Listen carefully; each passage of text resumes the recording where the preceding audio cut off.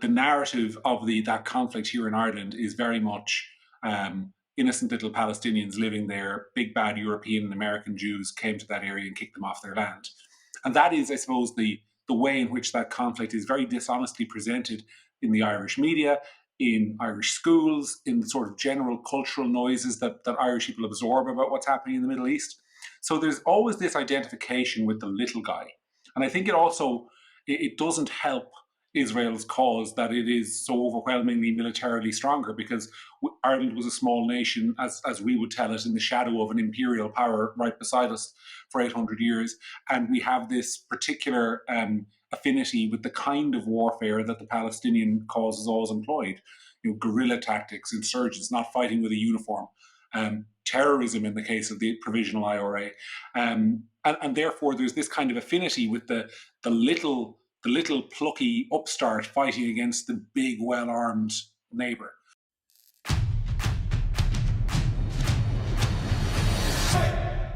Hello and welcome to the Ann Film Scoop. I'm Philip McAleer. And I'm Anne McElhenney. On today's show, we're going to be talking about the October 7th play, obviously. We're going to have a great interview with our great friend, John Mcgurk from Gript. A lot of G's there. We're going to look at why the play is important, and we're going to talk to John about also why the play is important, because this is the week when Ireland has represented the so-called independent state of Palestine, and it's going to fly the Palestinian flag from the National Parliament. And we're also going to look at a story very near and dear to us in LA when we're there, about how you can't trust your doctors. But I think we all knew that anyway. But if you thought it gets bad now, it's going to get worse. So today's show, the reviews have been coming in. We're getting an enormous response to the October 7th play. Don't forget, it's a verbatim play. We went to Israel after the October 7 attacks. We interviewed people about their experiences of that day, a minute-by-minute breakdown, and we boiled it and crafted it into a play called October 7. And the response has been amazing, and audiences have been loving it. I mean, it's been absolutely unanimous. Every night we're there, so if you come, please say hello to us, please introduce yourself. If you can't come, please encourage people that you know to buy a ticket, and if you can't do either of those, please donate to this effort, because the plan is after New York we want to bring this play to Harvard, to Penn, to UCLA, to USC. We want to bring it to those campuses where there seems to be a very, very, very important need for people to have an education. There seems to be an incredible amount of ignorance about the most basic geography even. I mean, the Wall Street Journal did an amazing piece on that, where they asked, where these students were asked what river, what sea, and they genuinely don't know. They genuinely don't know what they're chanting for. And Ireland, I think, joins that ranks of the ignorant. The Prime Minister and the other coalition members who declared, unilaterally, by the way, on behalf of the Irish people, that we were recognising the state of Palestine. I'm not sure if you asked in a vote if the Irish people would agree with that. But we're going to hear more about that in the interview when we talk to John McGuirk. Yeah. So the play, we're getting some excellent media coverage. As you know, we've been covered in the New York Post and the Daily Mail. We'll throw up some more articles. There's one in the Jewish Journal. Beautiful one in the Jewish Chronicle as well. Yes. And, actually one of the interesting things about this is, this is a play in New York about Israel, about Jewish people, about the massacre of Jewish people. It's the only play in New York that currently requires permanent police protection and permanent private security protection. But the mainstream media don't seem to think that is worth reporting. So we're still trying to suggest to the media that this is worth reporting. We'll let you know of our success. But as I say, we still have a month left. The last performance is June 16th. So please come if you're anywhere near the area. Tell your friends or donate to October7theplay.com. And you can do that very easily by going to October7theplay.com, October7theplay.com, where you can buy tickets or you can donate. But I think we're going to start today by going over this interview we did earlier with our dear friend John Mcgurk to explain the extraordinary events of this week when Ireland, out of the blue, decided to acknowledge and recognise the state of Palestine. Very funny, because I don't know where it is, and I'd love to know what the capital is, or if somebody could throw up a map of where that exactly is, would be very useful. But the other thing is, what's really surprising is the fact that, just about 7 months ago, an Irish girl, Emily Hand, was brutally kidnapped by Hamas terrorists. A child, an 8-year-old child, was brutally kidnapped. So the very, very people, and by the way, making this distinction between Hamas and Palestine is ludicrous. The people in Gaza overwhelmingly voted for Hamas. They have huge support. And we're going to hear more about this, by the way, when we talk to John Mcgurk. But I mean, interestingly, that the Irish media, I don't know if they showed footage of the bodies being brought through Gaza with the locals cheering, delighted with themselves, and cheering that on. So this is an incredible week to talk to John about the Irish situation. Yeah, I just want to say, like, who are the government of who are the government of this Palestine state? Because the Gaza and the West Bank last had elections in 2004, where they elected the Palestinian Authority to government, and the Palestinian government authority has not had elections since, because they know that if they had those elections, Hamas would win them. So who is the legitimate government now? Hamas, which seems to have the popular support, or the Palestinian Authority?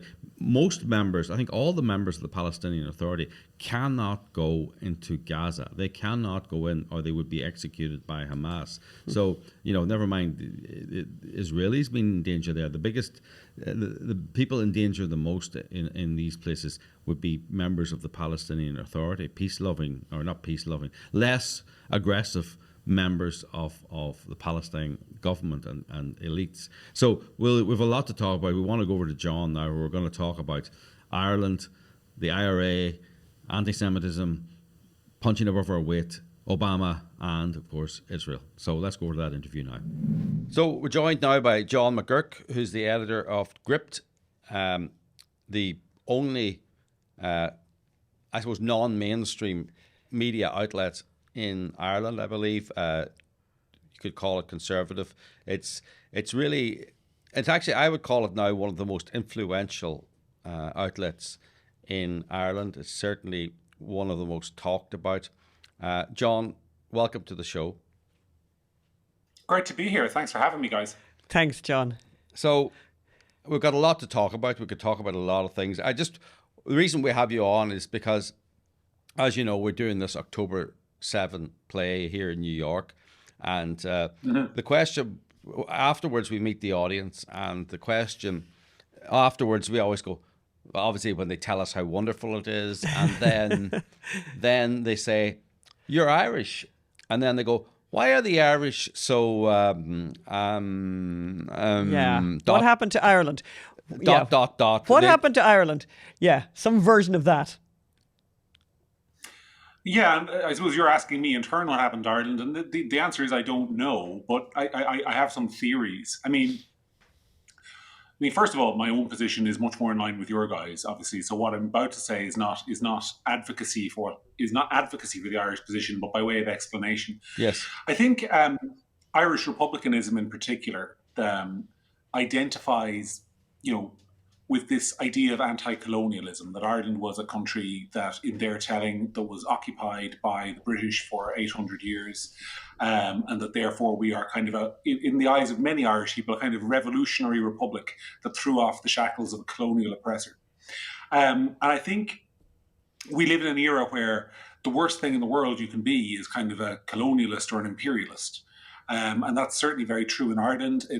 Ireland is also a deeply anti-American country when it comes to foreign policy, and people often forget that. They think because we're English speaking and we have St. Patrick's Day and we're very friendly towards the Americans in general as a people, that we're diplomatically aligned.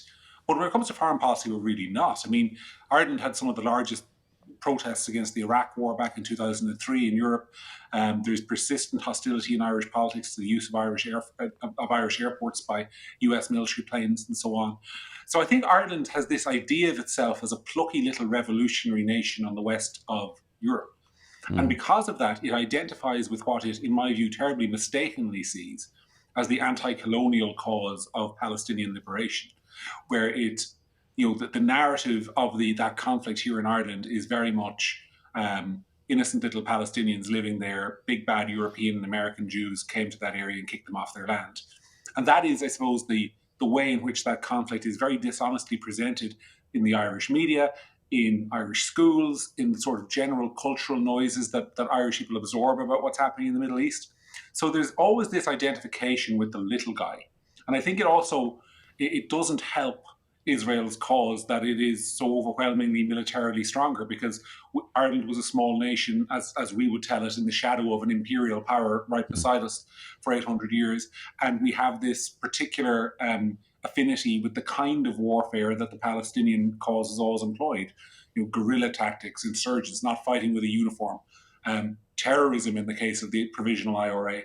And therefore there's this kind of affinity with the little plucky upstart fighting against the big, well-armed neighbour.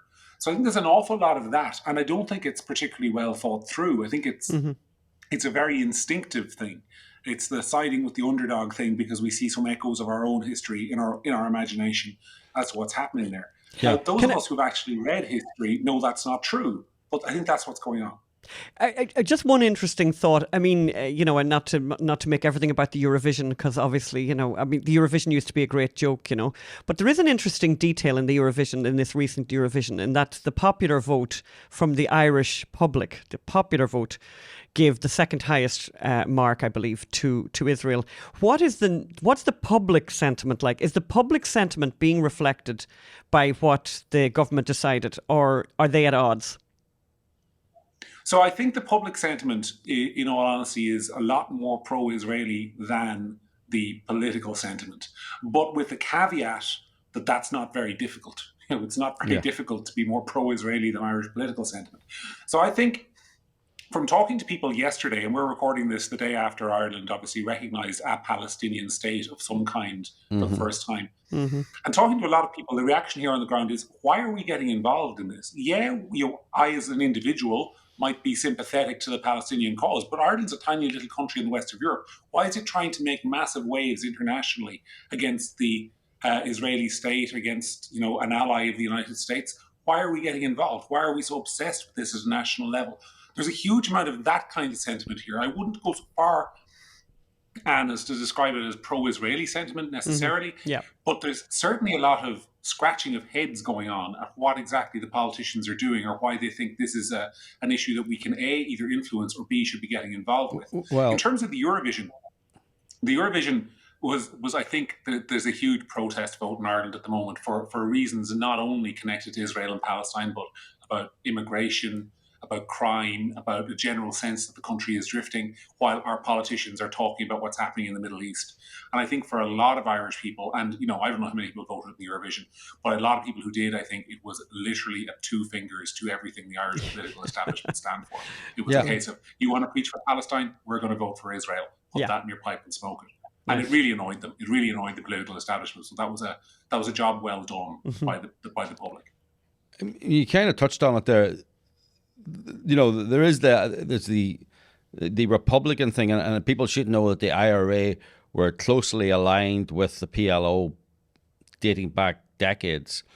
So there's that hangover, and there's I think Northern Ireland politics have bled into, and you could say contaminated the Southern politics as well. Personally, I think there's a slight element of, as there was a lot of antagonism in the South towards the North and towards the violence in the North. Now, there was support as well, but there was nobody more anti-Republican than a lot of, as we used to call you, Free Staters. So I think there might be a little bit of guilt as well. We didn't support the boys during the Troubles, and it's very easy to support their equivalent when it's thousands of miles away. It will never affect you in the slightest. You won't see guards get shot in the street as a result of it. You won't.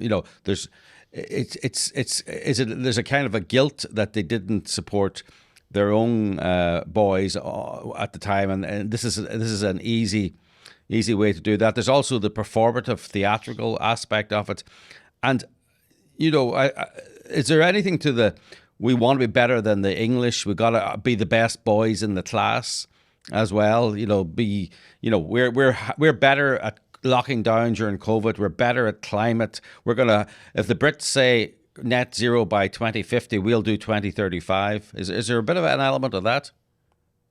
Hugely. There's a column in the Irish Times, which is our sort of the Irish equivalent of the New York Times today, by a journalist called Justine McCarthy, who's very much sort of one of the voices of establishment Ireland, in which she says she was really proud of the recognition of Palestine because it proved that Ireland is, and her quote was, a small nation at the centre of world affairs. I think there's an awful lot of people in Ireland who are very proud of that idea, that we have this kind of massively outsized influence compared to our size, and that we are in somehow leading the world. And you don't just see it in relation to Palestine, you see it in relation to the climate change policies enacted by the Irish government, where we are making far deeper cuts, in theory, to our carbon emissions than any of our neighbours, and certainly compared to you guys in the US or what the Chinese or the Indians or any of the really big polluters in the world are doing.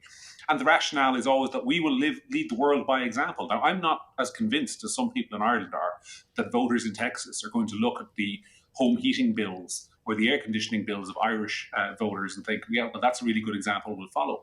But the delusion persists in Ireland that, we're a country leading the world by example.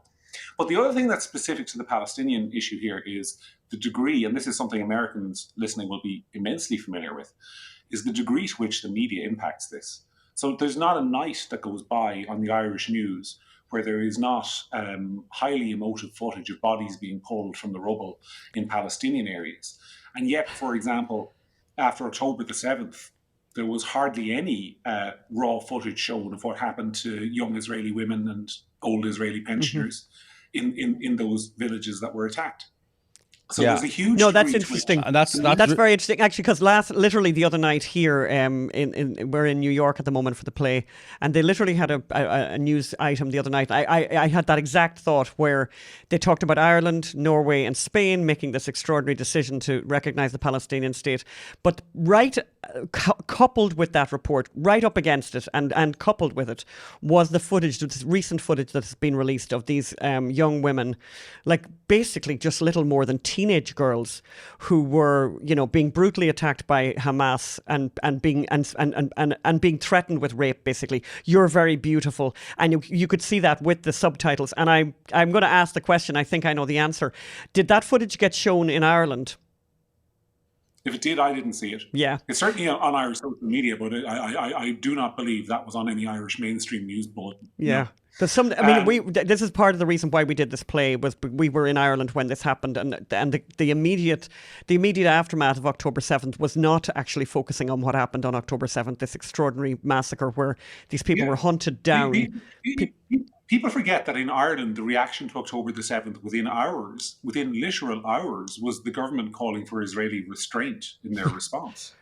So the initial reaction was, we're afraid of what the Israelis might do here to the poor Palestinians, even as there was footage. And this is what stuck with me and why my sympathy for the Palestinian cause is limited. Even as there was footage of bodies being driven through Gaza City on the backs of trucks with civilians cheering. So there's the instinct was always initially to side immediately with the Palestinians, that somehow Israel brought this upon themselves. So, I mean, everyone who has been to Israel or has covered Israel or knows anyone who lives in Israel knows the extent to which, even when there's no war on, there's a war on. Right? Everybody who's been to Israel knows that you can be in what the rest of the world considers peace, a stage of peace between Israel and the Palestinians, and there are rockets flying over your head.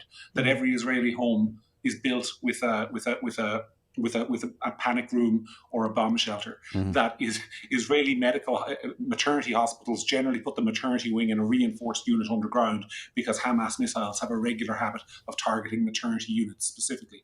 Every Israeli and everyone who's been there knows that is the case. But in Ireland, the only side of the story that's ever really told in the media is when the Israelis from time to time fire back. So that's the sort of pre-existing frame that Irish people get through the Irish media when they're thinking about this issue, which is it's only the poor Palestinians suffering constantly at the hand of the big bad Israelis, and the other side of the story just isn't told here. Yeah, I mean, people don't realize that Israeli planning law, as well as having, a certain amount of insulation in your house, so windows have to be this big. Israeli planning law says every home has to have a bomb shelter now. If you go to build your house, outside the town. It has to. Part of the planning code is it has to have a bomb shelter. That's because it's a bit like people think that Fox News here in New York are very interested in horticulture because they've got all these big planter boxes outside the building. They're not there for prettiness. They're not there so people can look at the flowers. They're to stop truck bombs driving through the glass-plated doors of Fox News. That's where we're at, and so to a certain extent, there was peace actually on October 6th. I mean, we say that there was a ceasefire on October 6th. There wasn't really. There was rockets flying over all the time, but there was a war. The Hamas came out on October 7th, started this war, and that's why we did the show. Was to say, there would be no October 8th if it wasn't for October 7th. Going back also to what you were saying there, that Ireland likes to think that they're a plucky little country having an outside influence. I remember Obama went to Finland once and said, the Finnish people, the Finnish country government, they're a country that punches above their weight. And a Finnish journalist sort of Googled punching above your weight, and he says it to every small country he ever visited. And there was this whole montage of Norway, you punch above your weight. Ireland, you punch above your weight. So every small country has that to a certain extent. I think Ireland has it particularly badly. They really do want to be punching above their weight and be whatever. What did Justine McCarthy say? An outsized player. A small country at the centre of world events. Oh my God! And by the way, as we speak, John, have the Leinster House, which is the government buildings, Irish government buildings in Dublin, I believe they are hoisting a Palestinian flag as we speak. Is that correct? Not quite as we speak, but certainly it's going to be happening on the 28th of May when we formally recognise Palestine, because that gets the politicians 2 days out. You see, they had the day out on Wednesday of this week when they formally made the announcement, and they'll have another day out then. That's lovely. For the day of formal recognition. Isn't that lovely? So it's just about the.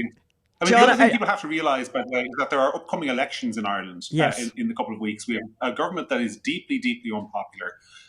Is primarily much like, it's very analogous to the situation with Joe Biden and his difficulties in Michigan, right? So they're convinced that there are votes being lost to them on their left flank for not being harsh enough on Palestine. Sorry, not harsh enough on Israel.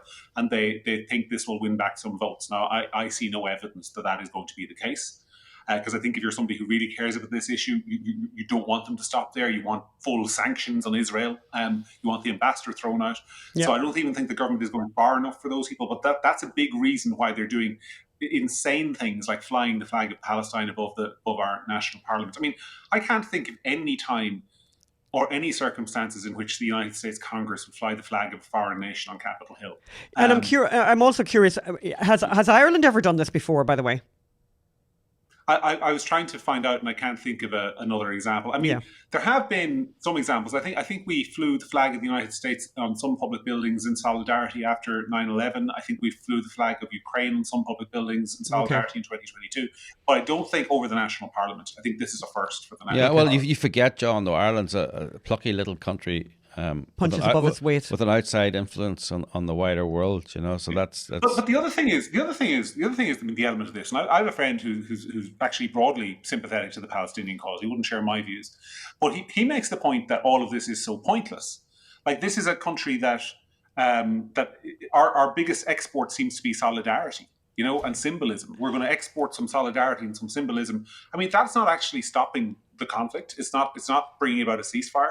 We have the other story that Ireland tells itself is that because we had a successful peace process on this island, in Northern Ireland, that we can somehow show the rest of the world how to make peace. But at the same time, we're doing things that contradict that, because you can't make peace between Israel and Palestine when you're a country that overtly and constantly spits in the eye of one side in that conflict and is partisan on one side. So there are lots of contradictions in Irish policy, but then it's not made with the long term in mind. I think what you're seeing, and I'm using Ireland as an example because this is the case in so much of the West. You're seeing what I call emotional policy making that is being, it serves the feel good need of the moment. Rather than long-term strategy. It's very similar to Joe Biden announcing that he was suspending arms shipments to Israel because, that's a feel-good thing to do if you're on the left. And to be clear, like, Ireland is not a country without its own domestic problems, right? And, sometimes Ireland, during the boom, and that sometimes Ireland is ticking along very nicely. A lot of the 90s, the 2000s, ticking along very nicely. You can have these luxury problems. You can indulge yourself in other people's issues because everything's going fine at home. People are paying 50% of their income in rent. Ordinary people, and actually middle class people, and that's people who can get a house. Ordinary people and middle class people can't afford to buy a house in Dublin now. It's just impossible.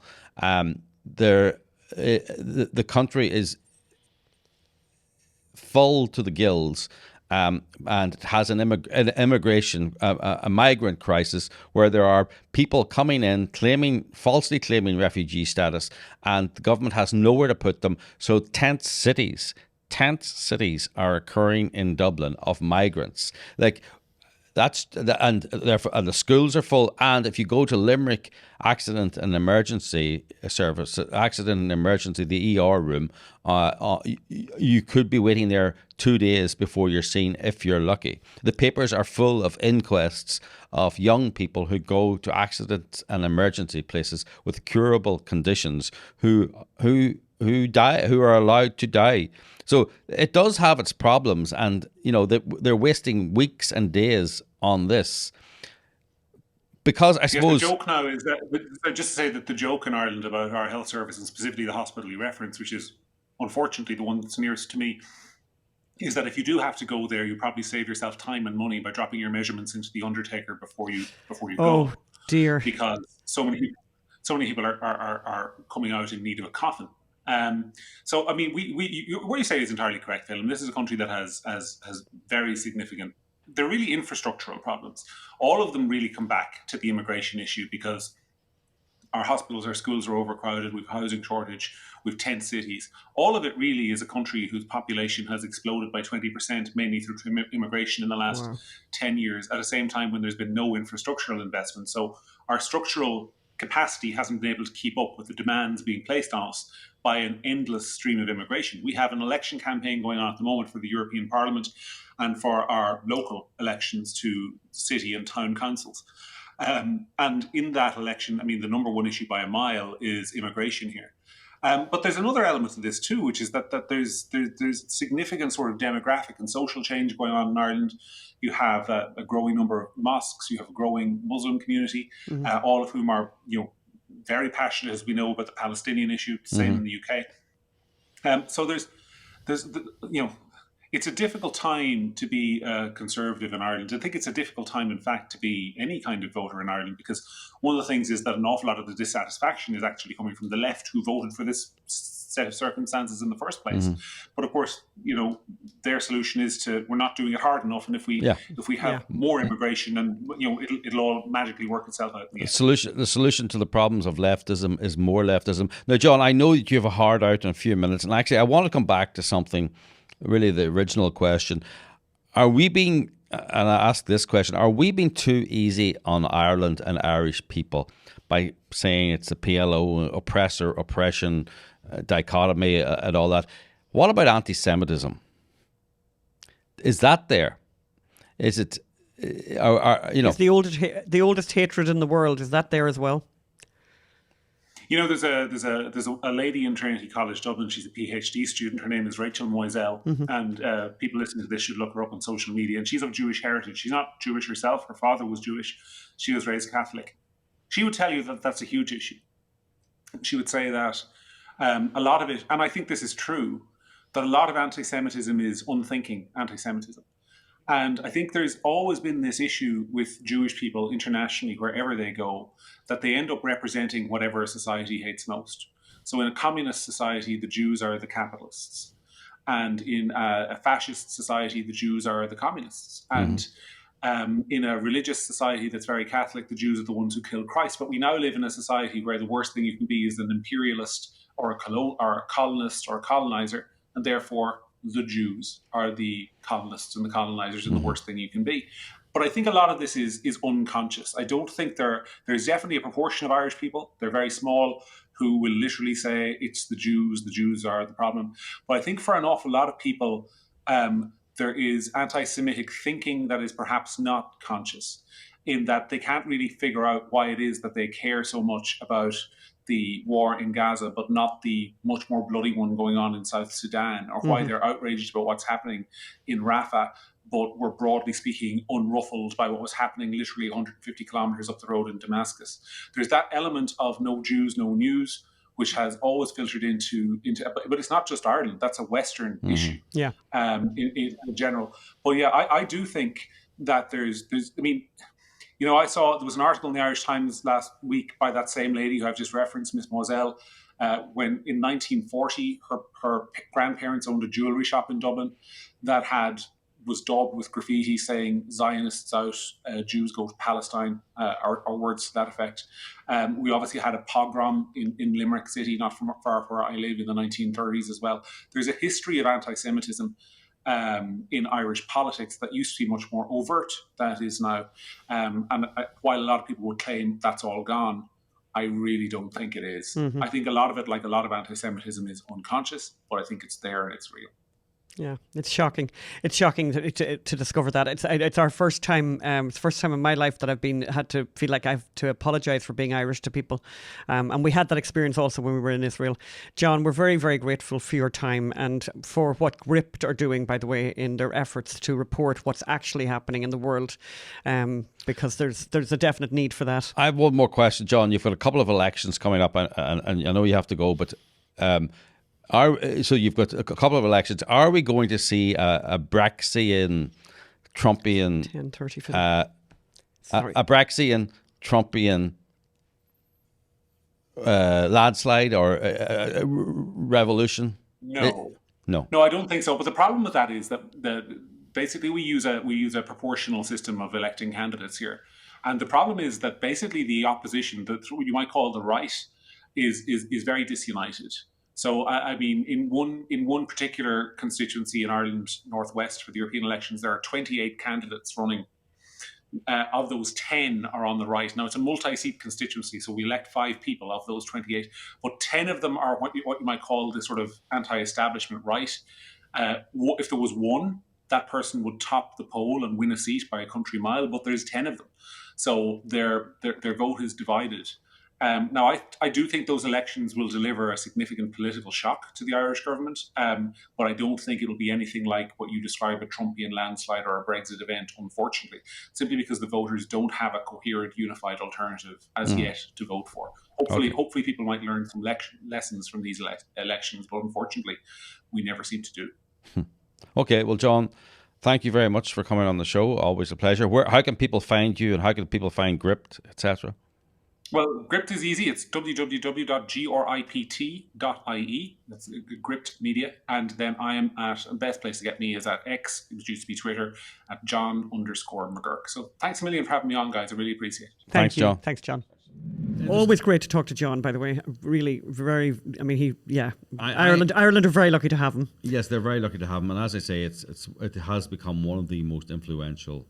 When you're the only outlet telling the truth. People want to hear what you have to say, and they've been really driving the story about immigration. There would be no story about immigration in Ireland if it wasn't for Gript constantly reporting it and constantly allowing people to talk about it, and suddenly it's become a respectable topic of conversation. So I have to say I disagree with John at the end there. I wonder. Now, he says he knows a lot about the voting systems in Ireland. He knows a lot about voting in Ireland, having worked on several referendums and political campaigns. But I just wonder if there's not going to be a mini revolution, maybe not in seats, but in vote share. Maybe because he says, because they all work together on the left and they'll all help each other under the multiple choice voting system that they have there. But definitely, if you look at the headline percentage, I think there's going to be a shock for the establishment parties. We want to now just wrap up with, some really scary news. More crazy news from Crazy California. It's a Crazy California story. It is a Crazy California story. I don't know if you saw the article in the Free Beacon, which is a DC outlet, about how standards, are. It's wrong to say slipping. Standards are just being demolished at UCLA Medical School which used to be one of the most selective in the country. And the reason they're slipping is because people are being chosen DEI. for diversity. So Aaron Sibarium, who we have previously interviewed on this show about the plagiarism scandal. He's written this fantastic piece for the Free Beacon, and we'll put a link up in the show notes. But here's the one. I mean, I've just pulled out one paragraph that I think is worth hearing. So one professor, this is at the UCLA Medical School, one professor said that a student in the operating room could not identify a major artery when asked, and then berated the professor for putting her on the spot. Another said that students at the end of their clinical rotations don't know basic lab tests and in some cases are unable to present patients. I don't know how some of those students are going to be junior doctors, the professor said. Faculty are seeing a shocking decline in knowledge of medical students. It's worthwhile reading the whole article because it talks about the admissions process and the extraordinary things that are happening during these admission processes where standards are being set aside, where the normal standards that are exacted so that you get the smartest people in the room to become the doctors are being set aside in favour of DEI quotas. As Aaron said, in interviews with the Free Beacon and complaints to UCLA officials, including investigators in the university's Discrimination Prevention Office, faculty members with first-hand knowledge of the admissions process say it has the medical school has prioritised diversity over merit, resulting in progressively less qualified classes that are now struggling to succeed. Race-based admissions have turned UCLA into, quote, a failed medical school, close quotes, said one former member of the admissions staff. This is what's going to kill all of us because we're going to end up in hospital, in UCLA, being treated by somebody who really shouldn't be treating a patient at all. I mean, this is very scary. But I'm hoping, well done, by the way, to the Free Beacon and to Aaron for this story. It's a really important story and hopefully something is going to come out of it. But anyway, we'll put that in the show notes. We've come to the end of the show. We are, it's kind of crazy town here in New York, being, pretty much every night we're at the show. We don't have shows on Tuesday or on Friday, but every other night, basically, there are shows. And there are multiple shows on certain days. So if you need to find out the calendar, just go to October7theplay.com, October7theplay.com. You can buy tickets there, you can donate, and we do need help.